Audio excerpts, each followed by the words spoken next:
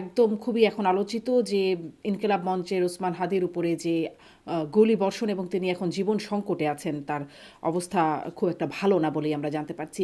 এবং মানে কে গুলি করলেন, কারা তাকে হত্যা চেষ্টা করছে, এটা নিয়ে এখন সামাজিক যোগাযোগ মাধ্যমে অনেক কিছু হচ্ছে। দেখছিলাম যে মোস্তফা সরওয়ার ফারুক, এই সরকারের একজন উপদেষ্টা, তিনি প্রথমে বলছেন যে শেখ হাসিনার কথা, তিনি ভারতে বসে, ভারত থেকে অনেক ফোন এসেছে, তিনি অনেক হুমকি দিচ্ছিলেন এই প্রসঙ্গটি। এবং তার পরপরই তিনি আবার একটা সিসিটিভির ফুটেজ শেয়ার করে বলছেন যে তার সাথে, মানে ওসমান হাদির সাথেই জনসংযোগে থাকা একজন এই ঘটনার সাথে সম্পৃক্ততা থাকতে পারে, সন্দেহভাজন বলা হচ্ছে। আমি দেখছিলাম জুলকার নাইন স্যারের, সাংবাদিক অ্যাক্টিভিস্ট, তিনিও কিছুক্ষণ আগেই তিনিও বলছেন যে সম্পৃক্ত একজনকে শনাক্ত করা হয়েছে, তার নাম ফয়সাল করিম মাসুদ, ছদ্মনাম দাউদ বিন ফয়সাল।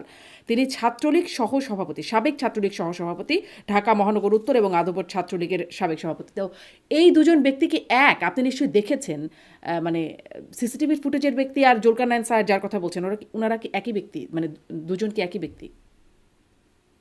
আপনাকে ধন্যবাদ। আমি সিসিটিভির প্রসঙ্গে আসার আগে আমি একটু যেটা বলতে চাই আর কি, যে এই যে ওসমান হাদির উপরে যে যে একটা মানে ন্যাক্কারজনক একটা বর্বরচিত বা একটা কাপুরুষোচিত যে হামলার ঘটনাটি ঘটলো, এটাই মনে করি যে আমাদের এই জুলাইয়ের যে শক্তিকে, বা যারা আমরা মানে বিশ্বাস করি যে একটা জুলাইয়ের মাধ্যমে আমরা একটা ফ্যাসিস্টকে আমরা মানে এই দেশ ছেড়ে পালাতে বাধ্য করেছিলাম, তো সেই আমাদের এই জুলাইয়ের শক্তিটাকে আমি মনে করি যে আমাদেরকে একটা মানে মানসিকভাবে বিপর্যস্ত করারই একটা প্রচেষ্টা বলে আমি মনে করি, এবং সেজন্য আমি অবশ্যই এটার তীব্র নিন্দা জানাই। আর ব্যক্তিগতভাবে যদি আপনি আমার অভিমত যদি পর্যালোচনা করে থাকেন বা আমার ফেসবুক যদি দেখে থাকেন, আপনি জানেন যে আমি কিন্তু অতি ডানপন্থার যে রাজনীতি সেটাকে আমি ব্যক্তিগতভাবে পছন্দ করি না।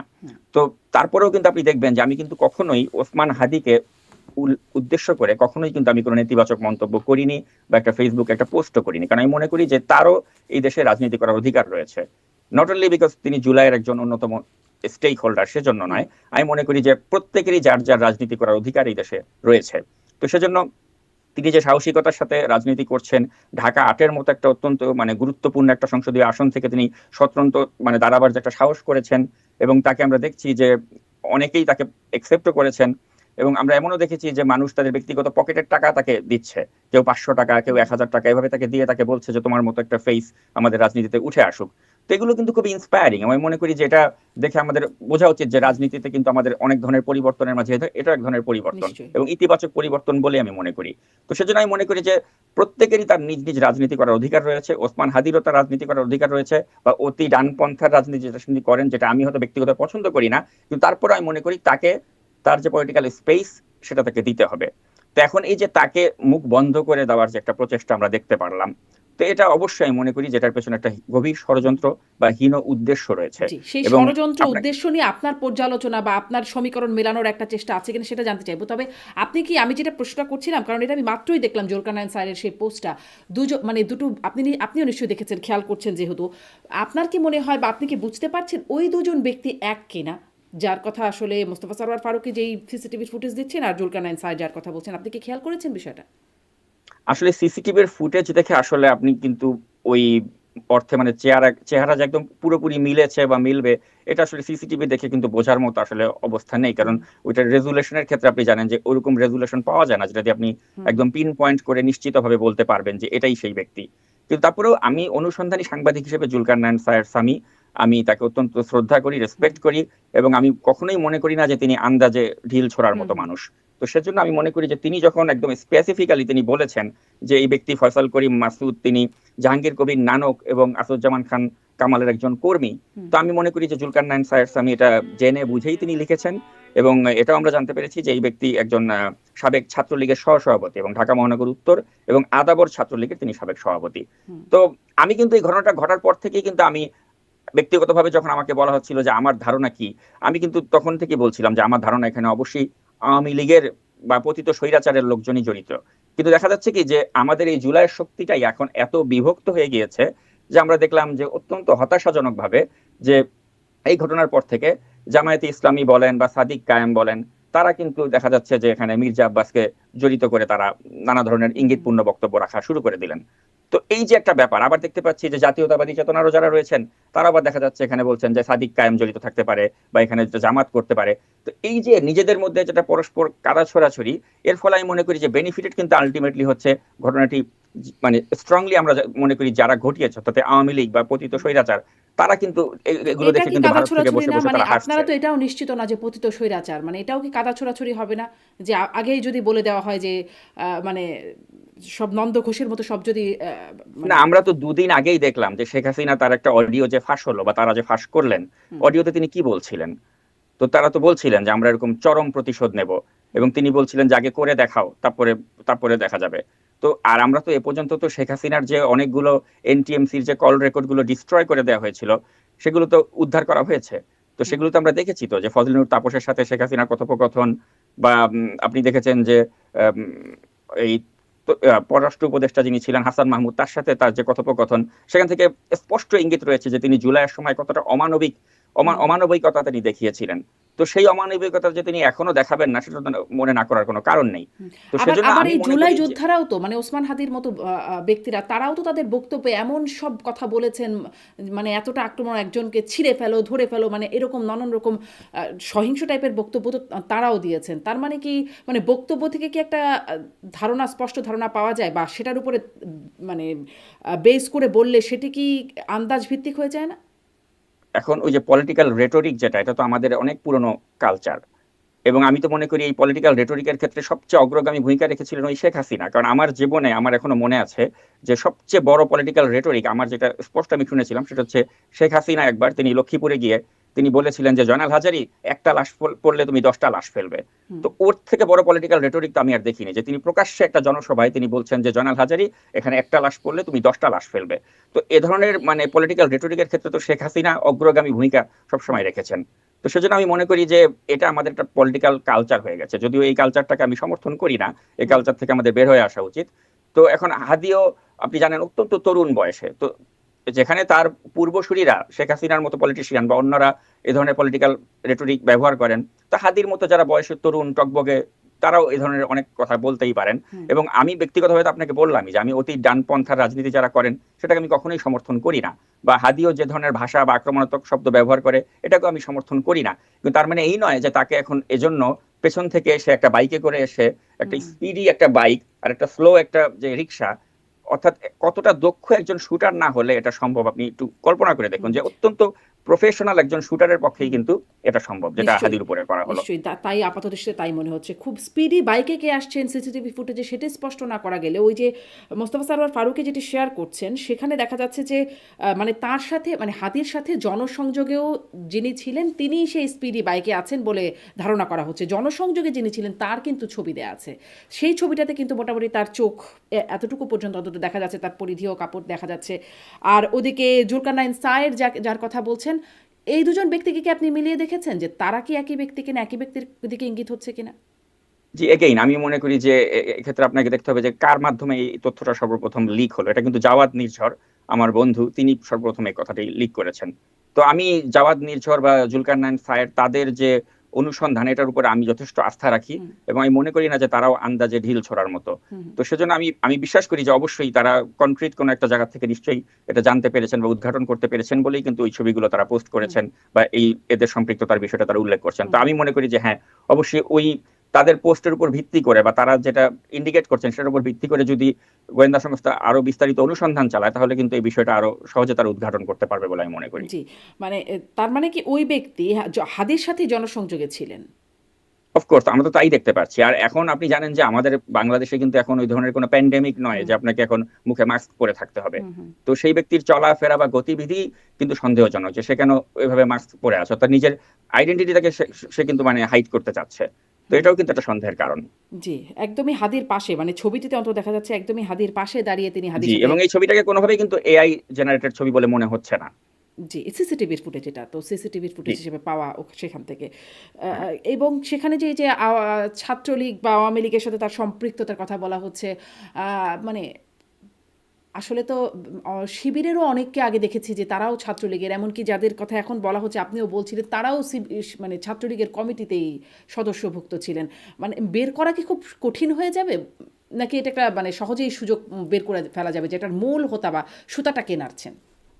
আমি মনে করি যখন একটা অনুসন্ধান করা হবে, তখন কোনো কিছুকে কিন্তু রুল আউট করা ঠিক না, যে আমি একদম মানে ধরেই নিচ্ছে এটা পতিত স্বৈরাচার আওয়ামী লীগ করেছে, এখানে হুম, আর কেউ সম্পৃক্ত নেই।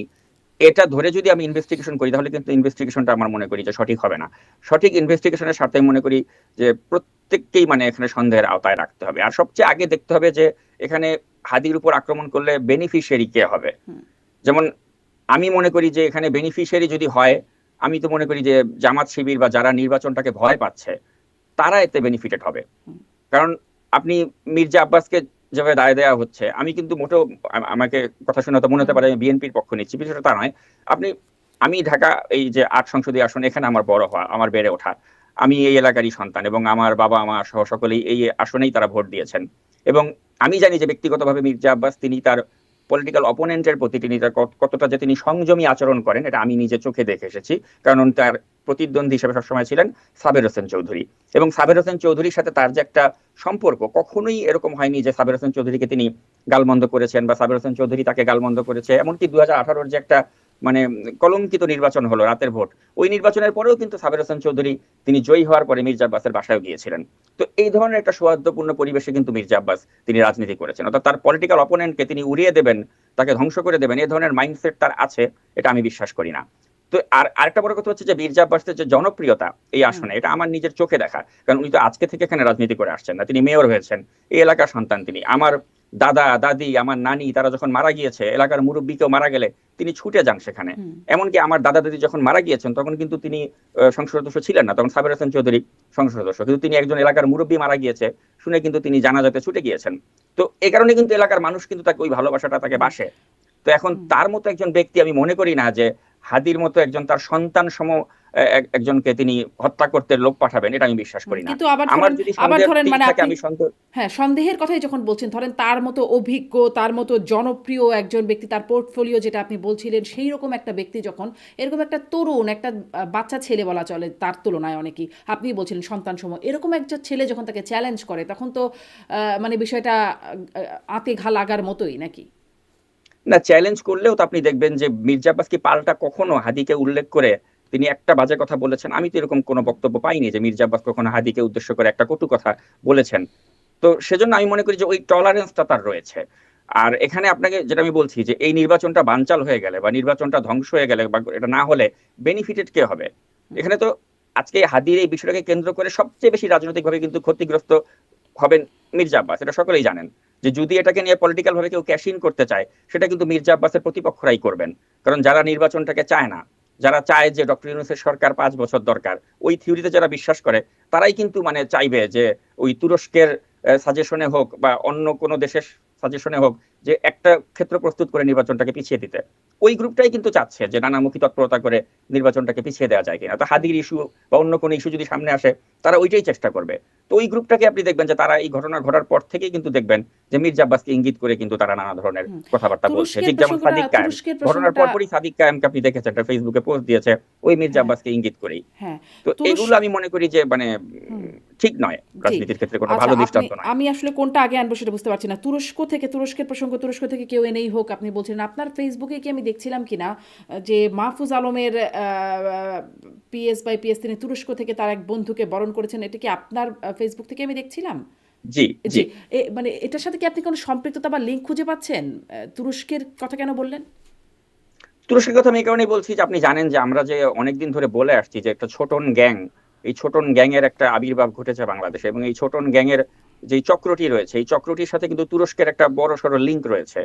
তো এখন এই চক্রটি তারা কিন্তু দীর্ঘদিন ধরেই চাচ্ছে যে আমাদের এই বাংলাদেশটাতে তারা তাদের মতো করে একটা অতিমাত্রায় ডানপন্থার রাজনীতির একটা উন্মেষ ঘটাতে, এবং সেজন্যই তারা কিন্তু নানামুখী চক্রান্ত বা ষড়যন্ত্র তারা করছে। এবং এই গ্রুপটাকে আপনি দেখবেন যে তারা কিন্তু শুরু থেকেই তারা চাচ্ছে যে নির্বাচনটাকে যে কোনো উপায়ে হোক পিছিয়ে দেওয়ার জন্য হুম। বা নির্বাচনটা যাতে না হয় সেজন্য তারা চক্রান্ত করেই যাচ্ছে। তো আপনি যে এখন লিখছেন এই যে চক্রান্ত তুরস্ক যে থেকে মাহফুজ আলমের বন্ধু একজন আসলেন, কে আসলেন? সেটাই মানে তুরস্কের কথা শুনে একটু জানতে চাইছি আরকি। আসলে ব্যাপারটা হচ্ছে যে এই যে ছাত্র উপদেষ্টা বলুন বা আপনি এই যে ছোটন গ্যাং এর যারা সদস্য বলুন, এদের সাথে তুরস্কের খুব ভালো একটা লিঙ্ক রয়েছে। হুম, তো এখন আপনি জানেন যে বাংলাদেশে কিন্তু এই তুরস্কের কিন্তু প্রভাব ইদানিং খুব দেখা যাচ্ছে। যেমন আমি নাম উল্লেখ করব না, কিন্তু আপনি ভালো করেই জানেন যে একজন অতিমাত্রায় মানে বিপ্লবী যিনি সেজে বসে আছেন, 21 পদকও তিনি পেয়েছেন, তিনি একটা পত্রিকার সম্পাদকও হয়েছেন বাংলাদেশে, একসময় তিনি সম্পাদক ছিলেন, এখনো এসে তার পত্রিকা তিনি নিয়েছেন, ভালো কথা। তাকে আমরাও একসময় খুব শ্রদ্ধা করতাম, হুম যে তিনি গণতন্ত্রের পক্ষে খুব ভোকাল ছিলেন। তো এখন এই ব্যক্তিটির সাথে তুরস্কের লিঙ্ক, বা হুম এই ব্যক্তিটি যে বাংলাদেশে অতিমাত্রায় মানে অতিমাত্রায় যে ডানপন্থার একটা উন্মেষ ঘটাতে চাচ্ছেন, বা এই ব্যক্তি তার যে পত্রিকা সেটাকে অনেক এখন মানে বলে যে এটা জামাতের দেশ। হুম তো এখন এই ব্যক্তি বা এই ব্যক্তির যারা মুরিদ রয়েছেন বা এই ব্যক্তির সাথে যারা অ্যাসোসিয়েটেড রয়েছেন, তারা কিন্তু এই তুরস্কের আশ্রয় প্রশ্রয় কিন্তু এই দেশে অনেক ধরনের ঘটনা ঘটাতে চাচ্ছেন বা ঘটাবেন বলে আমরা কিন্তু বিভিন্ন সূত্র থেকে জানতে পারছি। হুম তো সেজন্য আসলে এই ব্যক্তিগুলোর ষড়যন্ত্রকেও কিন্তু আমাদেরকে একটু চোখ কান খোলা রেখে অবজার্ভ করতে হবে, হুম। কারণ আমাদের এই তার মানে দেশটাকে আপনি কি আসলে অস্থিতিশীল করার দুটা জন্য। সন্দেহের কথা বলছেন, এক হচ্ছে আওয়ামী লীগের বা শেখ হাসিনার সেই হুমকি ধামকিগুলোর ক্ষেত্রে একটা সন্দেহের কথা বলছেন, আবার অন্যদিকে অতি ডানপন্থী বা তুরস্কপন্থী এই ছোটন গ্যাং এবং সেই সম্পাদক, যদি নাম বলি মাহমুদুর রহমান, আমার দেশের সম্পাদক, আপনি তার কথাই বলছেন, বোঝা যাচ্ছে মানে তাদের সম্পৃক্ততার একটা বা তাদেরও একটা সন্দেহের জায়গায় আপনি রাখছেন, মানে দুটোই আপনার সন্দেহের তালিকায় অ্যাবসলিউটলি। বা অনুসন্ধানের তালিকায়। জি, আপনি বিভিন্ন জনের মন্তব্যের কথা বলছেন। হ্যাঁ, আমি দেখছিলাম সাদিক কায়েমের মন্তব্য। তিনি আ হাদির উপর হামলা হয়েছে এটি বলেই বলছেন যে চাঁদাবাজ গ্যাংস্টারদের কবল থেকে ঢাকাকে মুক্ত করতে অচিরেই আমাদের অভ্যুত্থান। চাঁদাবাজ গ্যাংস্টার বলে ইদানিং আসলে বিএনপিকেই তাঁরা ট্যাগ করে থাকেন। আ আ তারপরে আমরা দেখছিলাম ব্যারিস্টার ফুয়াদ, তিনি সাংবাদিকদের সামনে বক্তব্যে বলছেন, তিনি বলছেন যে প্রতিপক্ষ, রাজনৈতিক প্রতিপক্ষ, সেটাও আসলে তার রাজনৈতিক প্রতিপক্ষ, ওখানে বিএনপির প্রতিপক্ষ আছে। হয়তো মির্জা আব্বাসের কথা বলছেন, বা প্রতিপক্ষ কার কথা বলছেন, তিনি দিল্লির কথা বলছেন, তিনি ডিপ স্টেটের কথা বলছেন। মানে আর আসিফ মাহমুদ সজীব ভুইয়া, সদ্য সাবেক উপদেষ্টা, তিনিও এখানে আওয়ামী লীগের কথা বলছেন, টার্গেট কিলিংয়ের কথা বলছেন। মানে আপনার কি মনে হয় এই বক্তব্যগুলো কি শুধু সন্দেহের বশে বলছেন তারা, নাকি তাদের স্বার্থও আছে এখানে? তারা সন্দেহের বশেও বলতে পারেন, তারা তাদের স্বার্থের বশেও বলতে পারেন, কিন্তু আমার কথা হচ্ছে যে এই ব্যক্তিগুলোকে আসলে আমি মনে করি না যে তারা একটা সৎ উদ্দেশ্য নিয়ে রাজনীতি করে। সেটা আপনি আসিফ মাহমুদ সজীব ভুইয়ার ক্ষেত্রেই বলেন, অথবা আপনি এই যে ব্যারিস্টার ফুয়াদের ক্ষেত্রেই বলেন, তারা কোনো সৎ উদ্দেশ্য বা ভালো উদ্দেশ্য নিয়ে রাজনীতি করেন এটা আমি বিশ্বাস করি না। তো সেজন্য তারা যখনই কোনো একটা কথা বলেন, আমি মনে করি যে সেই কথার পেছনে তাদের একটা হীন উদ্দেশ্য থাকতে পারে। হুম আর ব্যারিস্টার ফুয়াদের ক্ষেত্রে আমি যেটা বলবো, যে আপনি দেখবেন যে এই ব্যক্তি তার প্রতি কি মানে একটা বাক্য বলতে গেলে ওখানে তিনি উর্দু ভাষা, উর্দু শব্দ ব্যবহার করেন। তো আমি মনে করি যে আমাদের বাংলাদেশে এই যে একটা নতুন ট্রেন্ড তারা চালু করতে চাচ্ছেন, যে কথায় কথায় তারা যেটা উর্দু শব্দ বা ওই যখন বাংলাদেশ একটা ওই পূর্ব পাকিস্তান পশ্চিম পাকিস্তান ছিল তখন যে ধরনের শব্দগুলো বেশি ব্যবহার হতো, তাদের কথার মধ্যে আপনি দেখবেন যে এই ধরনের শব্দই বেশি আসছে। যেমন এই হাদির উপরে যে একটা হামলা হলো, এটার পরেও কিন্তু আপনি দেখবেন যে ফুয়াদ কিন্তু ওই উর্দু শব্দ ব্যবহার করে বিভিন্ন ধরনের কথাবার্তা বলছেন। তো আমার কাছে এগুলো ব্যক্তিগতভাবে আসলে ভালো লাগে না, যে এরা মতলববাজ, এরা তাদের মতলবে কথা বলছে এবং এখনো এই বিষয়টাকে কেন্দ্র করে তারা একটা মতলববাজির রাজনীতি হুম করছে।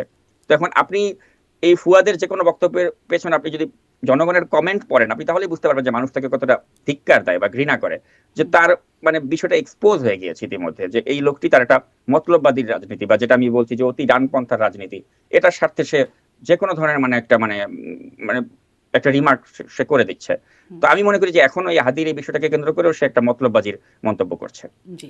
অতি ডানপন্থা এখন এত মানে মাথাচাড়া কেন দিচ্ছে? সেটা একটা আপনার কাছে প্রশ্ন রইবে। তবে তার আগে ওইটা একটু শেষ করি যে, আপনি বলছিলেন যে ইঙ্গিতপূর্ণ কথা, মির্জা আব্বাসের দিকে ইঙ্গিত করছেন। সেই সাদিক কায়েম থেকে শুরু করে ব্যারিস্টার ফুয়াদ থেকে শুরু করে মানে অনেকের মধ্যে কথায়, কথায় এটা আসছে। ডানপন্থী যাদেরকে বলছেন তাদের কথা থেকে যেমন আসছে।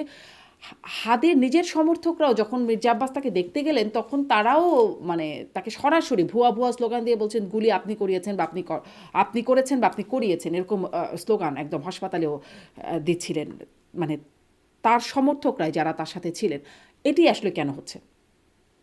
এটি খুবই সিম্পল। আপনি যদি দেখেন যে ঢাকা শহরে, আমি যদি ওই যে একটা শব্দ আছে না হ্যাডম, হুম বিএনপির যদি হ্যাডমওয়ালা কোনো নেতা থেকে থাকে ঢাকা শহরে, সেটা কিন্তু মির্জা আব্বাস। সেটা আপনি স্বীকার করেন বা না করেন, মির্জা আব্বাস হচ্ছেন সেই ধরনের একজন নেতা যাকে ওই ডিবির যে কুখ্যাত হারুন, সে হারুনের মতো লোকও যখন মির্জা আব্বাস ডিবি অফিসে যেত, চেয়ার ছেড়ে উঠে বলতেন যে আব্বাস ভাই আপনি আমার চেয়ারে বসেন। হারুন তাকে চেয়ার ছেড়ে দিত। তো hmm that's the kind of persona he carries with himself. Hmm. এবং এটা আমি না, নিজে হারুন জানি বলে হারুন আপনাকে ডিবির বলছি। হারুন তো অনেককেই করতেন। গয়েশ্বরচন্দ্র রায়কেও তিনি খাওয়াতেন, তিনি নানানভাবে আপ্যায়ন আদর করতেন, সেটি তো সবাইকেই কম বেশি করতেন। আবার অন্য কিছুও করতেন হয়তো। জি, কিন্তু আমি যেটা বলতে চাচ্ছি আর কি, হুম যে মির্জা আব্বাসের একটা আলাদা ক্যারিশমা রয়েছে, যে তিনি মানুষের একটা শ্রদ্ধার জায়গায় রয়েছেন, হুম কিন্তু তিনি আজকে থেকে রাজনীতি করছেন না, তিনি বহু সময় ধরে রাজনীতি করে আসছেন।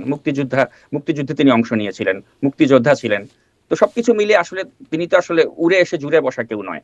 কিন্তু এখন তার ওই যে যেটা আমি বলি আব্দুল নূর তুষারের এই কথাটাই বলতে হয়, যে আব্দুল নূর তুষার বলেছেন না যে হাঁটুর মতো বয়সী ছেলেরা যখন বেয়াদবি করে, তো এখন এই হাঁটুর বয়সী ছেলেরা মানে মির্জা আব্বাসের হাঁটুর বয়সী ছেলেপেলেরা এরা আজকে বেয়াদবি করছে। এখন আমাদের এই জুলাই আমাদের এই মানুষকে ওই অবাধ স্বাধীনতা দিয়েছে আর কি, যে এই জুলাইয়ের এই চেতনা আমাদেরকে এতটাই অবাধ স্বাধীনতা দিয়েছে যে এই বাচ্চা বয়সী ছেলেপেলেরা, হ্যাঁ তাদের কাছে আমরা চিরকৃতজ্ঞ যে একটা ফ্যাসিস্টকে তারা তাড়াতে ভূমিকা রেখেছিল। আমি মনে করি যে এখানে এই যে 25 তারিখে তিনি যে আসবেন, এই ডিসিশনটা তিনি তার আবেগ থেকে নিয়েছেন, বিবেক থেকে নেননি। আবেগ থেকে নিয়েছেন এ কারণে যে তিনি এখন প্রচন্ড ভাবে চাপে আছেন, বিশেষ করে যে স্ট্যাটাসটির কথা আপনি বললেন, ওই ফেসবুক পোস্টের পরে তিনি প্রচন্ড সমালোচনার শিকার হচ্ছেন, এবং তিনি জানেন যে এই সমালোচনা থেকে বাঁচতে হলে তাকে অতি দ্রুত বাংলাদেশে আসতে হবে, এবং এট এনি কস্ট তাকে আসতে হবে, এবং সেক্ষেত্রে ঝুঁকি বা যাই থাকুক ওটা উপেক্ষা করেই তাকে আসতে হবে, এবং আমি মনে করি সেই ঝুঁকি মাথায় নিয়েই তিনি আসছেন। তাহলে অথবা যার আমি বা মনে করি না যাদের যে দেশে, নিয়ন্ত্রণাধীন বিষয়টা, মানে তার যে একক নিয়ন্ত্রণাধীন না, এককতার বাইরেও যারা আছেন। অর্থাৎ তার যে অ্যাটিচিউডটা বা বডি ল্যাঙ্গুয়েজটা বা তিনি যেভাবে কমান্ড নিয়ে বলেছেন অতিথির সাথে, ওটাকে আমি মনে করি যে ঠিক হয়নি, এবং ওটার মধ্যে দিয়ে তার ওই ফ্যাসিবাদের প্রতি তার যে একটা সমর্থন বা জি, তার যে সেটাই একটা আপনি মানে, সমালোচনা করতেই পারেন, তার স্টাইলের সমালোচনা করতে পারেন। কিন্তু ওই যে তার মানে তার ব্যক্তিগত যেই জায়গাটি, যেটা নিয়ে আসলে অনেক কথা হচ্ছে সামাজিক যোগাযোগ মাধ্যমে, এটা কি আসলে একটা উচিত কাজ? মানে আপনি নিজেও যেহেতু করেছেন বলে আপনার কাছে জিজ্ঞাসা করছি, এটি কি চরিত্র হনন না? যে তার সাথে কার পরকীয়ার সম্পর্ক, কে কাকে কবে থাপ্পড় দিয়েছেন, মানে তার সাথে কি তার যেই সঞ্চালকের দায়িত্বে জায়গায় যেটির কথা আপনি এখন বলছেন, যেটি আপনি পছন্দ করছেন না, তার সাথে সেটার সম্পর্ক কি? না এখন ওই যে যেই চরিত্র হননের কথা আপনি বলছেন, যে চরিত্র হনন যেভাবে করছে কিছু ব্যক্তি, সেটাকে আমি সবসময় কিন্তু আমি আমি সেটা নিন্দা করি। যে স্টাইলে যেভাবে কিছু হলে একজন নারীকে চরিত্র হনন করে দেওয়া, বা হুম, তার ওই ভিডিও ছেড়ে দেওয়া, বা ওইটা হুম, করে দেওয়া, ওইটা করে দেওয়া, বা অশ্লীল ভাষায় মানে একটা নারীকে যে মানে বাক্য মানে বিদ্ধ করা, ওগুলোকে ওই কালচারটাকে আমি কখনোই সমর্থন করি না, বা যারা এগুলো করে আমি ওইটার সাথে আমি একমত নয়। আর নিকোলের ক্ষেত্রে যেটা হয়েছে কি, আসলে সেটা আমি ওই মাঝে মাঝে আপনি জানেন যে আমি তো ওই সাংবাদিক হিসেবে পোস্ট করি সবসময় তা না, আমি কিন্তু একটা অ্যাক্টিভিস্ট, বা আমার ব্যক্তিগত অনুভূতিগুলো আমার হুম, ফেসবুকে অনেক সময় শেয়ার করি। অনেক সময় ওগুলো সাংবাদিকতার আপনি নীতি নৈতিকতার মধ্যে ফেলতে পারবেন না, কারণ ওটা একান্তই আমার ব্যক্তিগত কিছু অনুভূতি আমি প্রকাশ হুম। করি। তো আপনি যদি বলেন যে হ্যাঁ ওই পার্টিকুলার যে স্ট্যাটাসটা আমি দিয়েছি ওটা সাংবাদিকতার সাথে যদি আপনি মেলান, তাহলে হ্যাঁ অবশ্যই ওটা কোনো সাংবাদিকতার মানে এথিক্সের মধ্যে পড়বে অ্যাক্টিভিস্ট না, হিসেবে ভাষার মধ্যে চরিত্র পড়বে হনন না, করা যায়। এবং ওইটা আমি কোনো ভালো কাজ করিনি। আই ডোন্ট আচ্ছা। Feel proud about that. জি, অনেক ধন্যবাদ। মানে আপনি যে বোধ করছেন যেটি আসলে ভালো না। মানে নারীদের বিষয়ে কথা, এরকম কথা যদি সত্যও হয়ে থাকে, সেটি আসলে বলাটা খুব সমীচীন কিনা পাবলিক ফোরামে, এটা আমার একটা না মোটেই দ্বিধার সমীচীন মধ্যে নয়, আছে। এবং বলেছি তো যে মাঝে মাঝে আমাদের ওই ইমোশন বা আবেগ চলে আসে সামনে বেশি, এবং হুম, সেক্ষেত্রে আমরা অনেক সময় আমাদের ওই বিবেকটা কাজ করে না। হুম, হুম। তো অনেক অবশ্যই I don't feel proud about that status, বা তার যে চরিত্রের বিষয় নিয়ে আমি যেটা বলেছি সেটা নিয়ে আমি কখনোই ওই ওই অংশটুকুর জন্য আমি প্রাউড ফিল করি না। ওটা না বলতে পারলেই ভালো হতো। জি। অনেক ধন্যবাদ নাজবুল সাকিব। আপনার কাছ থেকে অনেক কিছু জানা গেল, অনেক অনুসন্ধানী বিষয় আপনার কাছ থেকে শুনলাম। দেখা যাক সামনে আসলে এটার নিয়ে অনেক কিছু শুরু হয়ে গেছে, কাজ শুরু হয়েছে। বিশেষ করে আমি বলছি মানে ওসমান হাদির গুলি কারা করলো, কাদের সাথে সম্পৃক্ত, তার সুতা কে নাড়াচ্ছেন, ইত্যাদি অনেক বিষয় নিশ্চয়ই সামনে আসবে। না আসলেও আপনাদের অনুসন্ধান নিশ্চয়ই জারি থাকবে। কথা হবে সামনে আপনার সাথে আবার। অনেক ধন্যবাদ নাজবুল সাকিব যুক্ত হবার জন্য। জি আপনাকে ধন্যবাদ।